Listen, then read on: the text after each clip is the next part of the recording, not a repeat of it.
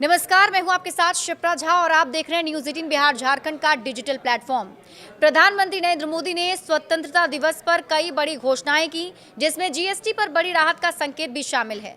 PM Modi ने next generation GST का ऐलान करते हुए बताया कि दिवाली पर आम लोगों के लिए एक बड़ी राहत मिल सकती है। खबर है कि केंद्र सरकार ने मौजूदा 4 टैक्स स्लैब वाले जीएसटी सिस्टम को 2 टैक्स स्लैब में बदलने का प्रस्ताव दिया है। अभी जो 5, 12, 18 और 28% वाली व्यवस्था है, इसके बदले केवल 5 और 18% वाली व्यवस्था होगी।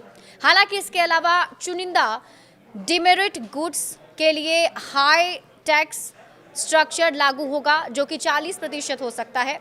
डिमेरिट गुड्स के तहत वो सामान या सर्विसेज आती हैं जिनका इस्तेमाल समाज के लिए हानिकारक माना जाता है, जैसे कि सिगरेट, गुटखा, तंबाकू, ऑनलाइन गेमिंग वगैरह। सरकारी सूत्रों के अनुसार केंद्र ने विस्तृत प्रस्ताव बनाकर जीएसटी स्पेसिफिक 3 मौजूदा मंत्री समूह को भेजा है। प्रस्ताव पर जीएसटी काउंसिल के विचार करने से पहले ग्रुप ऑफ मिनिस्टर्स इसकी समीक्षा करेंगे। ये प्रस्ताव लागू होता है तो ये 2017 के बाद जीएसटी की दरों में सबसे बड़ा बदलाव होगा, जिससे बड़ी संख्या में मिडिल क्लास, किसानों और प्रमुख उद्योग को त्योहारी सीजन से पहले व्यापक लाभ मिलेगा।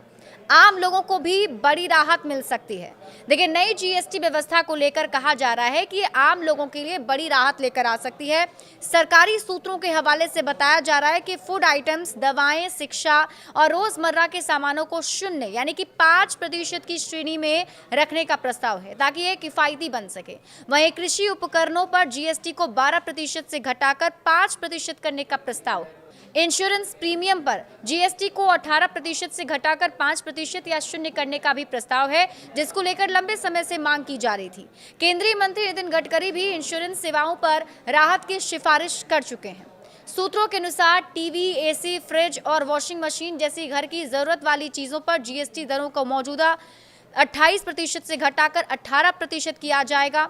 वहीं ऑनलाइन गेमिंग और कुछ अन्य डीमेरिट गुड्स पर 40% टैक्स लगाया जा सकता है। 12 और 28% स्लैब का क्या होगा, अगर हम इसकी बात करें? जैसा कि आपको हमने बताया कि अभी 2 स्लैब रखने की बात कही जा रही है, तो ऐसे में इसे फेज वाइज लागू किया जाएगा। ऐसे में सवाल है कि 12 और 28 स्लैब का क्या हो सकता है, तो इन दोनों स्लैब में आने वाले सामानों पर कितना टैक्स लगेगा?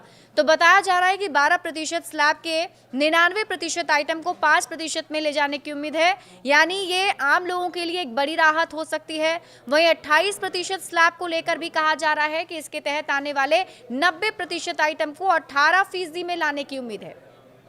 केवल लग्जरी सामान और डिमेरिट गुड्स की हाई टैक्स स्लैब में ये रहेंगे।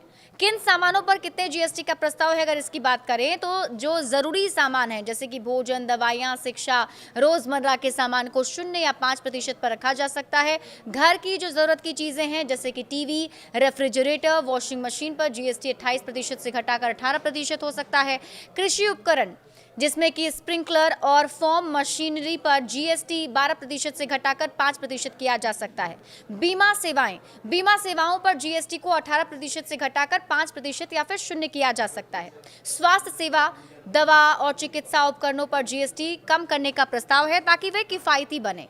पेट्रोलियम प्रोडक्ट्स, फिलहाल पेट्रोलियम उत्पादों पर जीएसटी से बाहर रखा गया है। विशेष दरें, हीरे पर 0.25% और सोने चांदी पर 3% की विशेष दरें शायद नहीं बदली जाएंगी। ऑनलाइन गेमिंग को डिमेरिट गतिविधि मानकर 40% जीएसटी स्लैब में रखा जाएगा।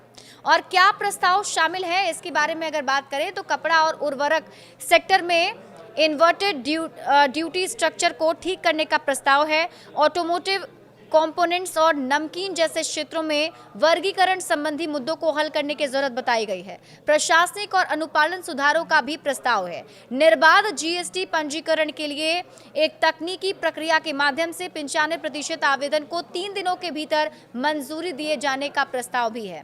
इसके साथ ही प्री फिल्ड जीएसटी रिटर्न व्यवस्था के तहत मैनुअल त्रुटियों और बेमेल आंकड़ों को कम करने के लिए पहले से भरे हुए जीएसटी रिटर्न का प्रस्ताव रहेगा। एक्सपोर्ट्स के लिए ऑटोमेटिक रिफंड की व्यवस्था का भी प्रस्ताव दिया गया है। क्या सरकार का खजाना कम हो जाएगा इससे, अगर हम इसकी बात करते हैं तो वर्तमान जीएसटी राजस्व हिस्सेदारी की बात करें तो 18% स्लैब के अंतर्गत आने वाले सामानों से सरकारी खजाने में सबसे ज्यादा ज्यादा राजस्व आता है और इस कैटेगरी के सामानों से सरकारी राजस्व का 65% हिस्सा आता है। दूसरे नंबर पर आते हैं 28% टैक्स स्लैब वाले सामान, जिनसे 11% आता है। 12% वाले टैक्स स्लैब से 5% और 5% वाले टैक्स स्लैब से 7% राजस्व आता है। केंद्र को उम्मीद है कि अनुपालन में बढ़ोतरी और टैक्स बेस के विस्तार से राजस्व में होने वाले किसी भी संभावित नुकसान की भरपाई हो जाएगी। फिलहाल प्रस्ताव तैयार किया गया है, जिसकी समीक्षा 3 मंत्रियों वाला समूह करेगा। उनकी सिफारिशें जीएसटी काउंसिल को भेजी जाएंगी, जो उन्हें स्वीकार, संशोधन या अस्वीकार कर सकती है। जीएसटी काउंसिल की बैठक सितंबर या अक्टूबर में हो सकती है, यानी दिवाली पर आपको गुड न्यूज मिलने की पूरी संभावना रहेगी। बड़े अपडेट्स के लिए आप जुड़े रहिए न्यूज़ 18 बिहार झारखंड के साथ।